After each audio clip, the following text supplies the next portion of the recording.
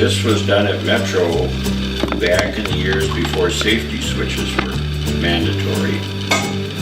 And I was putting two pieces of ice, of ice together, air ice, and I had them bored out so they look like this when they come together to hold a piece of pipe. And I was in tightening the screws on the vise, and somebody inadvertently touched the foot switch, which there was only one in those days, and it went, picked up the rest of my finger and took it along. Oh. But it turned out to be the funniest part of the story, because when I got there, the doc says, "You bring your finger?" I said, "Yeah, here it is." And it was crushed. He took it and went, thump. He says, "We won't be using that."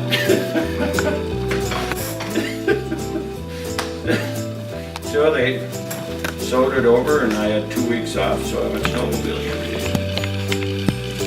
A friend of mine from high school was stationed there in the military, so we flew over to see him and spent 10 days in Turkey.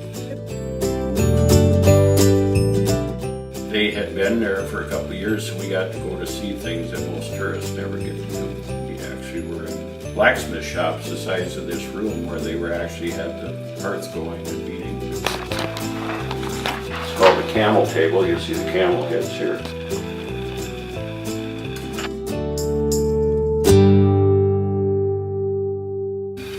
But there are many days where we don't have much to do, B. I don't know how I ever went to work.